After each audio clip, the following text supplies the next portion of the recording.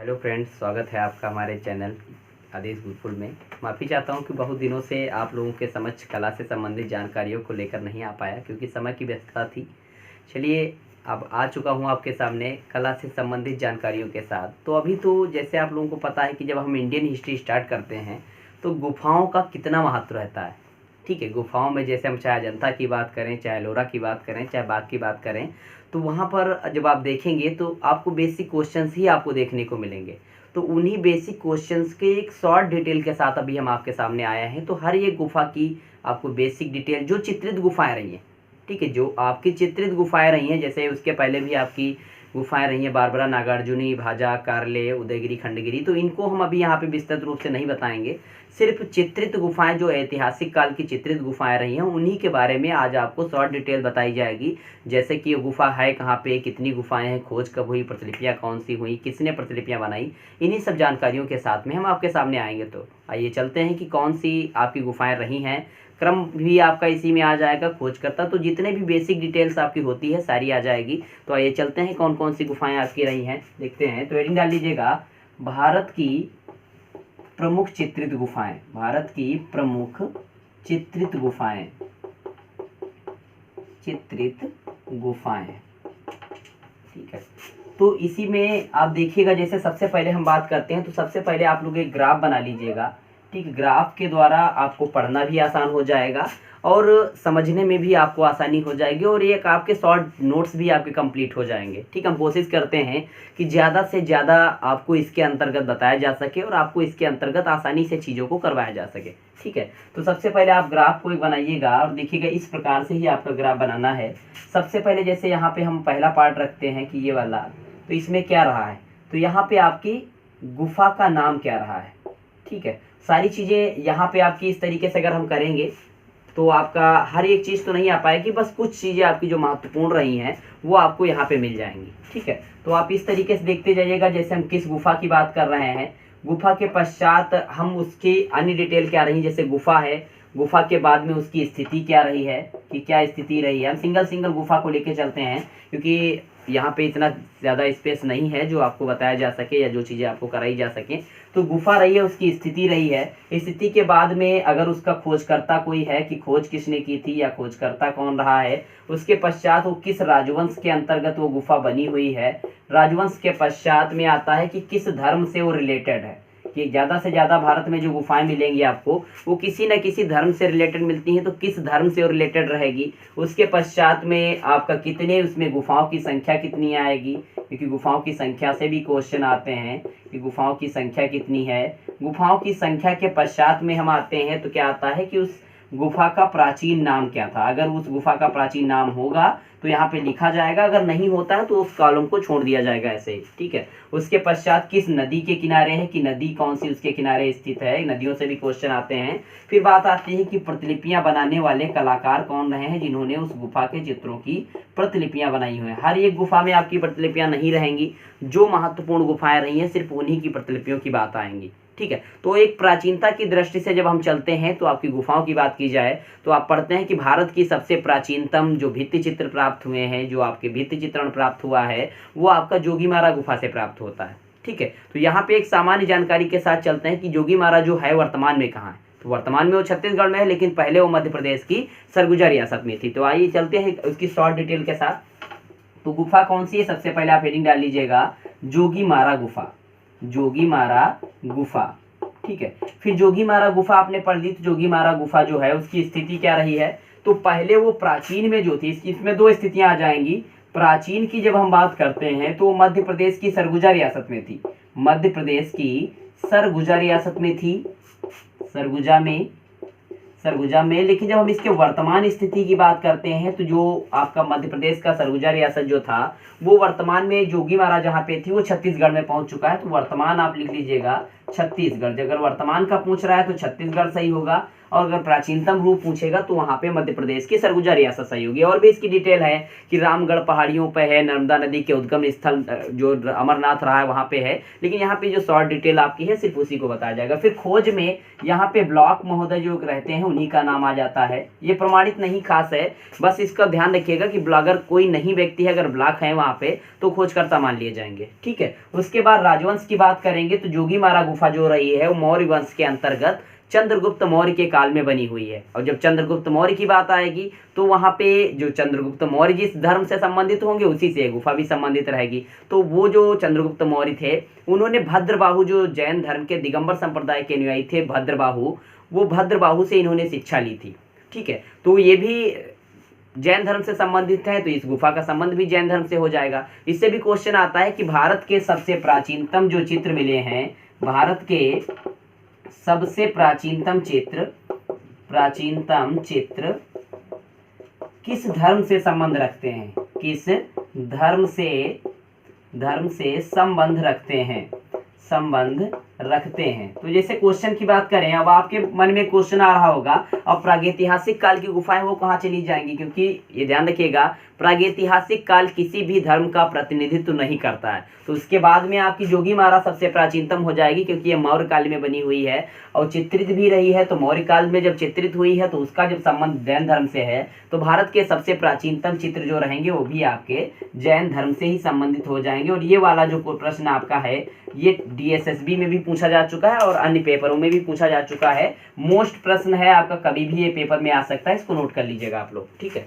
आइए चलते हैं। अब खोज की बात जब हो गई आपकी जोगीमारा गुफा की खोज की बात, तो उसके बाद राजवंश कौन आया, तो आप सीधे सीधे लिख लीजिएगा यहाँ पे मौर्य वंश। और जब मौर्य वंश में चंद्रगुप्त मौर्य के काल से संबंधित है तो इसका धर्म जो हो जाएगा वो जैन धर्म हो जाएगा, धर्म के लिए महत्वपूर्ण रहेगा, जैन धर्म हो जाएगा। उसके पश्चात गुफाओं की संख्या तो यहाँ पे नहीं आएगी, लेकिन गुफाओं की संख्या की जगह पे यहाँ पे चित्रों के खंड रहे हैं कि जो जोगीमारा के चित्र बने हुए हैं, छत पर बने हुए हैं, सफेद पृष्ठभूमि पर बने हुए हैं, लाल रंग से बने हुए हैं, काले रंग से उनकी आउटलाइन की गई है और उनको बॉर्डर जो बनाया गया है वो पीले रंग से बनाया गया है, ठीक है। तो उसी के बाद जैसे देखते हैं कि गुफाओं की संख्या तो नहीं यहाँ पे है, सिर्फ चित्रों के खंड रहे हैं, तो आप सीधे लिख लीजिएगा चित्रित खंड 7, चित्रित खंड 7। आगे जब हम डिटेल कराएंगे तो वहाँ पे आपको पूरी डिटेल कराई जाएगी कि कितने खंड हैं, किन खंडों में क्या मिला है, ठीक है। उस प्रकार से आपकी डिटेल आएगी। नेक्स्ट जैसे प्राचीन नाम की बात करते हैं तो जोगीमारा में कोई भी प्राचीन नाम नहीं आएगा। नदी जो रहेगी आपका नर्मदा नदी का उद्गम स्थल रहा है, इसीलिए यहाँ पे नदी जो आएगी वो नर्मदा ही आएगी। फिर प्रतिलिपियां जब आती हैं तो 1914 में असित कुमार हलदार और समरेंद्र नाथ गुप्त ने मिलकर बनाई थी। असित कुमार हलदार व समरेंद्र नाथ, इनको क्षेमेंद्र नाथ गुप्त भी लिख के आता है, समरेंद्र नाथ गुप्त ने मिलकर बनाया, समरेंद्र नाथ गुप्त ने मिलकर प्रतिलिपियों को बनाया। तो भारत की जो सबसे प्राचीनतम आपकी गुफा थी जोगीमारा, वो आपकी कंप्लीट हो चुकी है। यहाँ पे आपको बेसिक नॉलेज पूरा आपको मिल जाएगा। बेसिकली आप लोग देखते होंगे कि ज्यादा से ज्यादा क्वेश्चन जो आए हुए हैं इन्हीं में आपको मिलेंगे, ठीक है। तो आइए चलते हैं। इसके बाद अगली गुफा जो आपकी इसके बाद आती है वो कौन सी रहती है, तो नेक्स्ट हेडिंग आप लोग डाल लीजिएगा यहाँ पे, इसी टाइप में इसी फॉर्मेट में आपको सब लिखना है, ठीक है। तो बार बार चीज़ों को वहाँ पे रिपीट नहीं होगा, आपकी जो भी चीज़ें रहेंगी उनको आप शॉर्ट ट्रिक से आप लिख सकते हैं। इसके बाद अगली जो गुफा है हमारी मोस्ट इंपॉर्टेंट गुफा जो रहेगी, जो कलाओं की त्रिवेणी भी कही जाती है, जैसे चित्रकला, मूर्तिकला, स्थापत्य कला, तीनों के लिए फेमस रहे है, वो आपकी अजंता आएगी। इसके बाद हम अजंता को डिटेल भी करवाएंगे, लेकिन यहाँ पे आपको शॉर्ट ही मिलेगा, ठीक है। तो अजंता गुफा की बात करते हैं, इसकी स्थिति क्या रही है, तो इसकी स्थिति जो है वर्तमान में महाराष्ट्र के औरंगाबाद जिले में है, महाराष्ट्र के औरंगाबाद जिले में है, औरंगाबाद जिले में रहेगा, ठीक है, महाराष्ट्र के औरंगाबाद जिले में। फिर और भी स्थितियां हैं कि जलगांव स्टेशन से 61 किलोमीटर दूर, फरदापुर गांव से 2 किलोमीटर दूर, अजिंठा ग्राम से 7.6 किलोमीटर दूर, ठीक है। तो इसके बाद जैसे आता है खोज किसने की थी, तो इसकी खोज की थी एक अंग्रेज अधिकारी ने 1819 में, जॉन स्मिथ नाम था, उन्होंने इसकी खोज की थी। किस राजवंश के अंतर्गत आता है, उसके अंतर्गत 5 वंश आएंगे, 5 वंशों के आप नाम लिख लीजिएगा, शक, सातवाहन, वाकाटक, गुप्त और चालुक्य, गुप्त और चालुक्य। इन राजवंश के बहुत ज़्यादा क्वेश्चन आते हैं। एक हम वीडियो इसके ऊपर भी बनाने वाले हैं कि कौन सा राजवंश रहा है, उसका क्रम क्या रहेगा, संस्थापक कौन रहेगा, राजधानी कौन सा रहेगा। तो आगे इसके बाद जो वीडियो अपलोड किया जाएगा इसी के बारे में किया जाएगा, ठीक है, ताकि आप बेसिक उसका समझ सकें, क्योंकि पूरी इंडियन हिस्ट्री रही, पूरी स्थापत्य रही, आप इसी के अकॉर्डिंग आप पढ़ेंगे, ठीक है। नेक्स्ट आता है धर्म। तो अजंता जो रहा है पूर्णतः बौद्ध धर्म से संबंधित रहा है, तो धर्म में यहाँ पे बौद्ध आ जाएगा। गुफाओं की संख्या जो यहाँ पे आती है, तो जब हम क्रम की बात करते हैं तो 1 से 29 तक का क्रम आता है, लेकिन गुफा संख्या 14 और 15 के बीच में एक गुफा 15A के नाम से है। तो क्रम तो 1 से 29 तक है, लेकिन गुफाएं हो जाती हैं 30। तो गुफाओं की संख्या यहाँ पे कितनी है, 30। प्राचीन नाम जो रहेगा वो अजंता का अजिंठा ग्राम होने के कारण उसको अजिंठा कह सकते हैं, लेकिन वो प्रमाणित नहीं रहेगा। अगर आता भी है कभी तो आप अजिंठा उसको सही कर सकते हैं, ठीक है। नदी जो आएगी वो यहाँ पे आपकी बाघोरा नदी रहेगी। कि कौन सी नदी आएगी, तो नदी आपकी बाघोरा आएगी। प्रतिलिपियां यहाँ पे 2 प्रकार की प्रतिलिपियां महत्वपूर्ण रहेंगी, कि एक तो सबसे पहले प्रतिलिपियां किसने बनाई, और एक भारतीय कलाकारों की अध्यक्षता में कब बनी थी। तो सबसे पहले बनी थी 1844 में रॉबर्ट गिल द्वारा बनाई गई थी, रॉबर्ट गिल द्वारा। और उसके पश्चात 1911 में जो आई थी, 1911 में भारतीय कलाकारों के द्वारा, भारतीय कलाकारों के द्वारा लेडी हेरिंघम की अध्यक्षता में, लेडी हेरिंघम की अध्यक्षता में,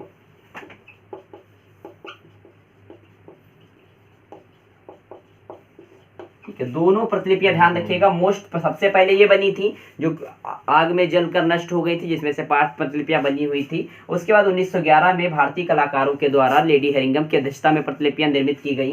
तो ये भी आपका सामान्य हो गया कि क्या स्थिति है, कब खोज हुई, कितने राजवंश थे, धर्म कौन सा था, कितनी गुफाएं हैं, क्या नाम रहा है, क्या नदी रही है, और क्या उसके प्रतिलिपियां बनाने वाले कलाकार रहे हैं। तो नेक्स्ट गुफा की तरफ चलते हैं। इसके बाद कौन सी गुफा रही है, तो नेक्स्ट लिखिएगा। इसके बाद आती है आपकी बाघ गुफा, ठीक है। नेक्स्ट हेडिंग डाल लीजिएगा। इसके बाद कौन सी गुफा आएगी, तो नेक्स्ट आएगी आपकी बाघ गुफा, ठीक है। हेडिंग डालिएगा बाघ गुफा, ठीक है। बाघ गुफा की स्थिति क्या रही है, तो इसकी जो स्थिति है मध्य प्रदेश के धार जिले में है। तो लिख लीजिएगा मध्य प्रदेश के धार जिले में, धार जिले में, ठीक है। मध्य प्रदेश के धार जिले में खोज कब हुई थी, तो इसकी जो खोज हुई है वो अजंता से 1 वर्ष पहले ही हो गई थी, 1818 में। किसने की है, तो यहाँ पे भी ब्रिटिश अधिकारी आपके रहेंगे। तो 1818 में लेफ्टिनेंट डेंजरफील्ड ने की है, लेफ्टिनेंट डेंजरफील्ड ने इसकी भी खोज की है। लेफ्टिनेंट डेंजरफील्ड खोजकर्ता और प्रतिलिपियां बनाने वाले कलाकार। तो आपको एक एक पॉइंट बिल्कुल याद होना चाहिए, क्योंकि उससे काफी क्वेश्चन आते हैं, ठीक है। राजवंश जो यहाँ पे हम बात करेंगे, तो यहाँ पर कभी कभी क्या होता है, कभी कभी आपको सातवाहन वंश भी आता है और कभी कभी गुप्त वंश भी आता है, ठीक है। तो अगर सातवाहन आएगा तो वहाँ पे गुप्त नहीं आएगा, और गुप्त आएगा तो सातवाहन नहीं आएगा। इसलिए मुख्य रूप से अगर देखा जाए, क्योंकि ये मध्य भारत का क्षेत्र है, तो यहाँ पे सातवाहनों का शासन तो होगा नहीं, क्योंकि सातवाहन जो थे वो तो दक्षिण भारत में थे, ठीक है। तो यहाँ पे हम गुप्त वंश को लिख देते हैं, क्योंकि इसकी समानता जो होती है वो गुप्त वंश से कर ली जाती है। वंश जो आएगा गुप्त। और धर्म यहाँ पे भी आपको बौद्ध धर्म देखने को मिलेगा, बौद्ध धर्म।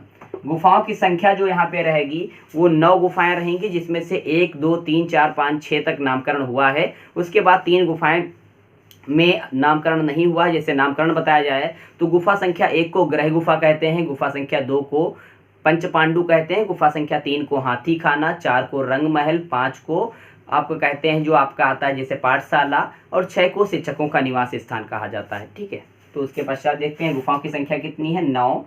प्राचीन नाम जो रहेगा वो बाघ में प्राचीन नाम मुख्य जैसे आता है, तो बाघ का प्राचीन नाम जो रहेगा वो कलायन आएगा। तो लिख लीजिएगा। नदी इसकी जो है वो बाघनी है। कौन सी नदी रहेगी, बाघनी। और प्रतिलिपियां किसने बनाई है, तो सर्वप्रथम 1920 ईस्वी में मुकुलचंद डे ने इसकी प्रतिलिपियां बनाई थी। 1920 में मुकुलचंद डे ने किसने बनाई है, तो मुकुलचंद्र डे ने इसकी प्रतिलिपियां बनाई हैं, जो ग्वालियर संग्रहालय में संग्रहित भी हैं। गुजरी महल जो संग्रहालय रहा है वही संग्रहित है। तो यहाँ पे भी सामान्य जानकारी हो गई। बाघ गुफा मध्य प्रदेश के धार जिले में है। 1818 में लेफ्टिनेंट डेंजरफील्ड ने खोज की थी। गुप्त वंश से संबंधित रहेगी, बौद्ध धर्म से संबंधित है।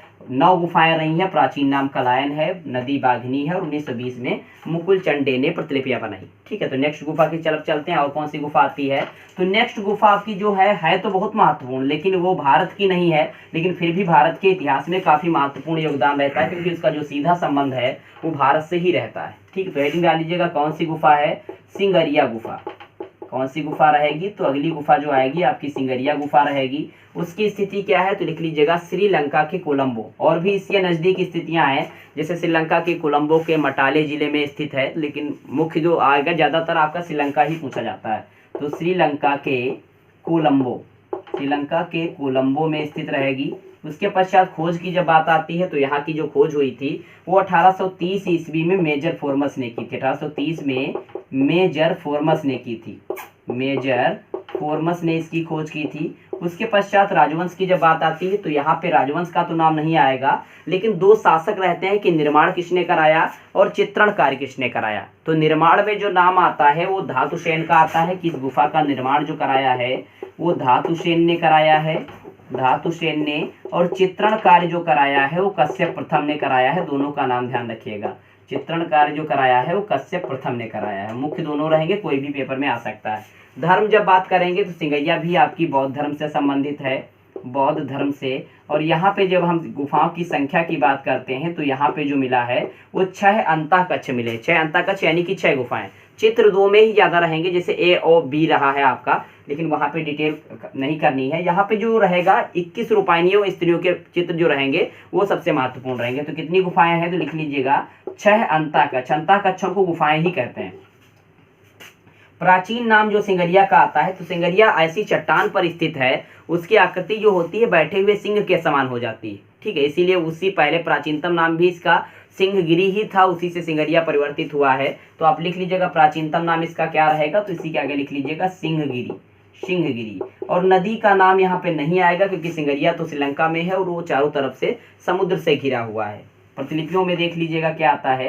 तो 1889 में मिस्टर मुरे ने प्रतिलिपियां बनाई थी, जिनमें से उन्होंने कितनी प्रतिलिपियां बनाई थी? तो टोटल 21 प्रतिलिपियां बनाई थी, जिनके माध्यम भी आते हैं, काफी महत्वपूर्ण रहते हैं। कितनी प्रतिलिपियां बनाई? 21 प्रतिलिपियां बनाई थी। ठीक है, काफी महत्वपूर्ण रहेगा। जिनमें से 13 प्रतिलिपियां जो थी वो पेस्टल रंग से बनी थी, और 8 प्रतिलिपियां जो थी वो एचिंग माध्यम में बनी हुई थी। एचिंग क्या होता है? तो ये एक छापा कला की विधा रही है, अम्लांकन जिसको बोलते हैं। अगर अम्लांकन के बारे में आपको डिटेल लेनी है तो इससे पहले हमारे ग्राफिक कला के वीडियोज पड़े हुए हैं, उसमें आपको इंटेग्रियो के अंतर्गत एचिंग के बारे में पूरी संपूर्ण जानकारी मिल जाएगी। ठीक है, तो यहाँ पे सिंगरिया गुफा रही है। सिंगरिया गुफा कहाँ स्थित? श्रीलंका के कोलंबो में। 1830 में मेजर फोर्मस ने खोज की थी। निर्माण धातुसेन ने, चित्रण कश्यप प्रथम ने कराया। धर्म कौन सा है? बौद्ध धर्म है। 6 अंतःकक्ष यानी गुफाएं रहेंगे।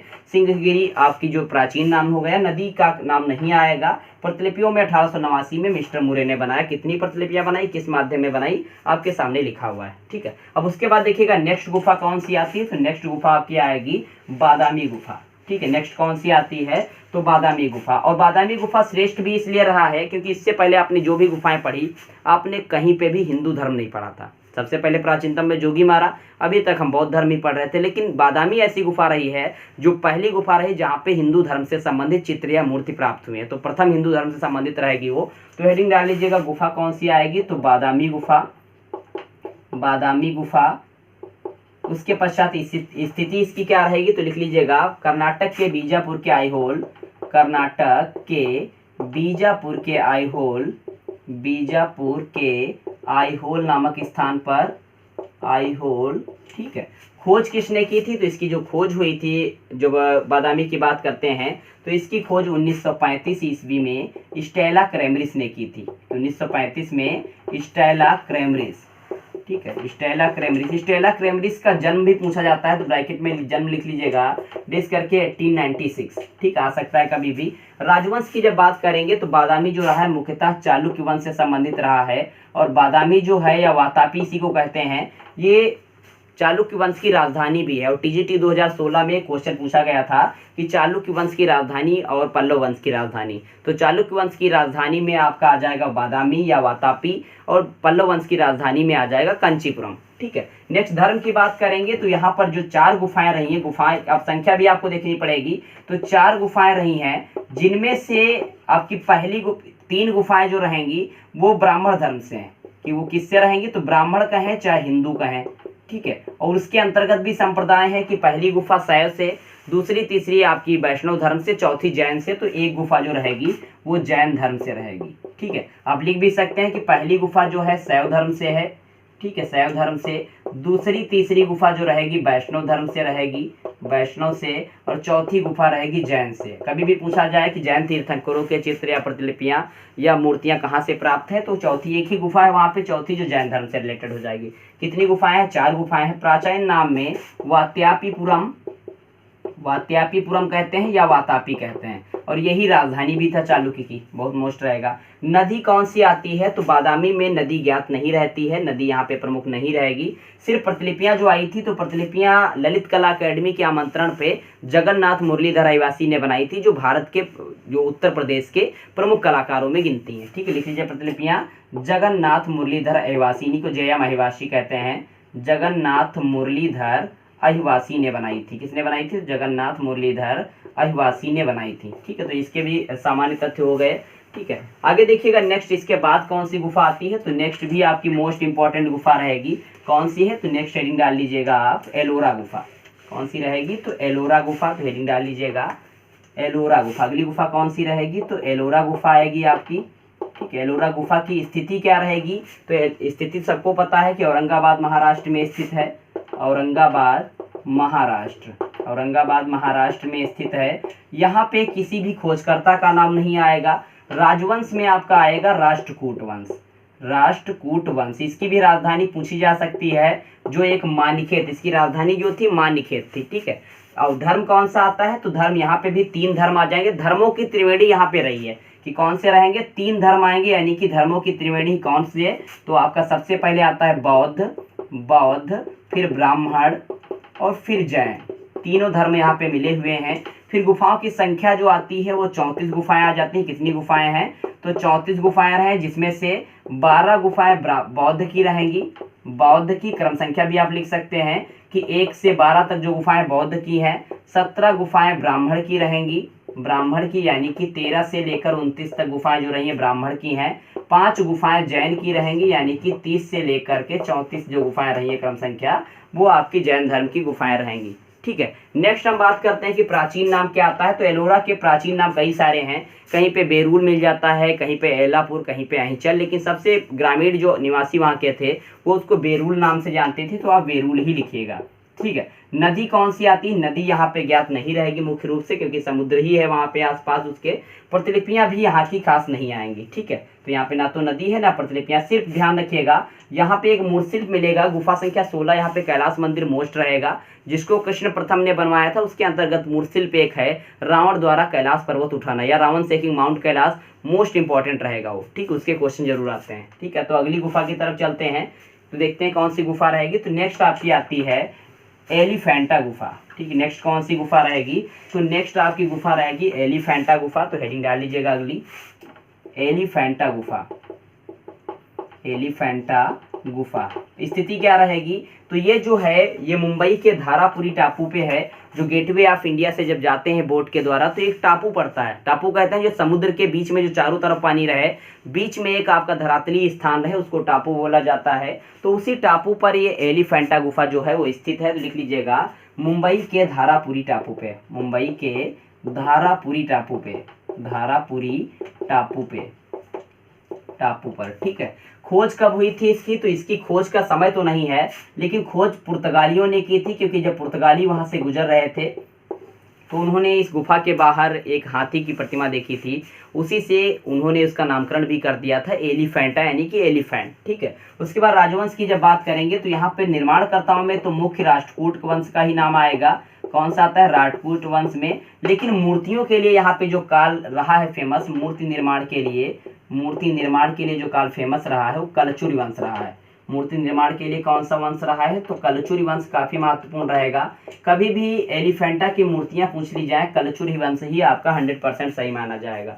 धर्म जो है ये पूरी तरीके से शिव से संबंधित है, इसीलिए शैव धर्म आपको यहाँ पे देखने को मिलेगा, जो ब्राह्मण धर्म की एक शाखा है। गुफाओं की संख्या यहाँ पे जो है 7 रहेगी। प्राचीन नाम जो है वो एलिफेंटा का। वैसे तो ये टापू है धारापुरी, इसीलिए इसको भी कभी कभी धारापुरी या धारा नगरी के नाम से भी जाना जा सकता है। ठीक है, धारापुरी या धारा नगरी, धारापुरी भी कह सकते हैं, धारा नगरी भी कह सकते हैं। उसके पश्चात नदी यहाँ पे कोई नहीं आएगी। ये गुफा जो रही है, मान लिया ये गुफा रही है, स्थान रहा, इसके चारों तरफ जो समुद्र रहा है, तो ये अरब सागर रहेगा। कौन सा रहेगा? तो ये अरब सागर रहेगा और मध्य में ये गुफा रहेगी एलिफेंटा, यानी कि ये टापू रहेगा धारापुरी। ठीक है, धारापुरी। तो ये अरब सागर से घिरी हुई है, तो लिख लीजिएगा अरब सागर। संख्या गुफाओं की जो आती है 7 आती है। प्रतिलिपियां यहाँ पे नहीं आएंगी किसी भी कलाकार की। ठीक है, अब ये भी महत्वपूर्ण रहेगा। इसके अंतर्गत आपको जो गुफा देखेंगे, इसके अंतर्गत एक मूर्ति रही है त्रिमूर्ति, जो शिव के ही तीनों रूप रहे हैं। उसकी माप भी महत्वपूर्ण रहती है। 18 × 24 फीट लिखा जाता है, 18 फीट उसकी ऊंचाई रहती है मूर्ति की, त्रिमूर्ति की, और 24 फीट चौड़ाई रहती है। बहुत महत्वपूर्ण रहेगा। ठीक है, 18 फीट हाइट पूछी जा सकती है। और किस लिए फेमस है? तो त्रिमूर्ति ही बस वहाँ पे सबसे महत्वपूर्ण रहेगा। ठीक है, तो इसके पश्चात आप देखते हैं कि नेक्स्ट गुफा कौन सी है। तो एक गुफा आपकी और चित्रित में महत्वपूर्ण रहेगी, जिसका नाम है सित्तनवासल गुफा। ठीक है, तो हेडिंग डाल लीजिएगा। नेक्स्ट कौन सी गुफा आएगी? तो गुफाओं में नेक्स्ट है आपकी सित्तनवासल गुफा। सित्तनवासल गुफा, और सित्तनवासल गुफा की स्थिति जो रहेगी कहाँ पे रहेगी? तो लिख लीजिएगा तंजौर तमिलनाडु। अभी बेसिक यही आप याद करिए, फिर इसके भी अंडर में जगहें आती हैं। तो नियर अबाउट सबसे नज़दीकी ऑप्शन आपका सही माना जाता है। तो कौन सा रहेगा? तो तंजौर जो तमिलनाडु के अंतर्गत आता है, तो लिख लीजिएगा तंजौर तमिलनाडु। इसकी खोज किसने की थी? तो जब इसको आप पढ़ेंगे तो इसको देखने का श्रेय किसी और को जाता है और खोज का श्रेय किसी और को जाता है। तो देखने में नाम आ जाता है टी एस गोपीनाथ का, लेकिन हम खोज की बात कर रहे हैं तो हम उन्हीं का समय लिखेंगे। 1934 ईस्वी में प्रोफेसर दुर्बील ने इसकी खोज की थी। खोज का श्रेय प्रोफेसर दुर्बील को ही है, तो लिख लीजिएगा प्रोफेसर दुर्बील। राजवंश की जब बात करेंगे सित्तनवासल में, तो यहाँ पे 2 राजवंश मुख्य रहते हैं। एक पांड्य का नाम हम लेते हैं, एक पल्लव का नाम लेते हैं, क्योंकि जो यहाँ पे एक रहे हैं आपके जो इतिहासकार रहे हैं, उन्होंने इसको पांड्य कला का नाम दिया था कि पांड्य कला का केंद्र इसको मान लिया था। ठीक है, लेकिन यहाँ पे राजवंश आप दोनों लिख लीजिएगा, क्योंकि ऑप्शन में पांड्य भी आ सकता है और पल्लव भी आ सकता है। अगर दोनों आ जाए तब पांड्य वंश वहां पे मुख्य मान लिया जाएगा। ठीक है, धर्म कौन सा है? तो सित्तनवासल जो रहा है, सित्तनवासल का अर्थ ही होता है कि जैन संत सिद्धों का निवास स्थान। तो ये जैन धर्म से रिलेटेड है। गुफाओं की संख्या यहाँ पे ज्ञात नहीं रहेगी, प्राचीन नाम भी यहाँ पे ज्ञात नहीं रहेगा। नदी इसकी महत्वपूर्ण रहेगी, मोस्ट बनेगा क्वेश्चन ये आपका।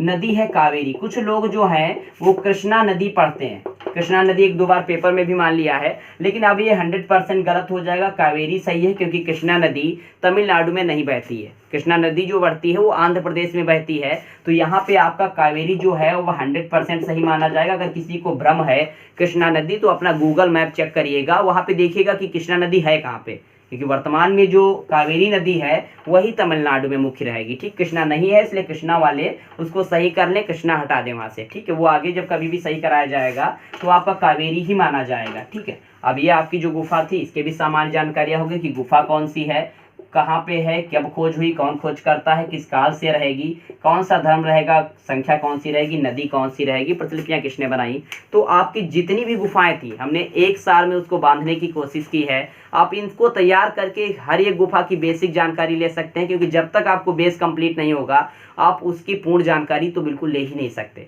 यहाँ पे आपको 5-5, 6-6 क्वेश्चन हर के मिल जाएंगे, लेकिन यही आप देखेंगे ओल्ड ईयर जब आप पेपर देखेंगे तो आपको अपने आप समझ में आ जाएगा कि ये बेसिक जानकारी हमारे लिए कितनी इंपॉर्टेंट है। ठीक है, तो इसके बाद अगले वीडियो में आपको राजवंश के बारे में भी बताएंगे। राजवंश भी आपके लिए बहुत महत्वपूर्ण है। बिना राजवंश के बारे में जाने आप किसी गुफा के बारे में या कला के बारे में नहीं पढ़ सकते हैं। ठीक है, तो इसके बाद आपको जो रहेगा अन्य भी जानकारियाँ दी जाएंगी समय समय पे। और इस अगर किसी ने अभी तक मेरे चैनल को सब्सक्राइब नहीं किया है तो सब्सक्राइब कर ले, और क्योंकि आगे की वीडियो जो आएंगी तो उसको नोटिफिकेशन मिलता रहे। ठीक है, तो धन्यवाद।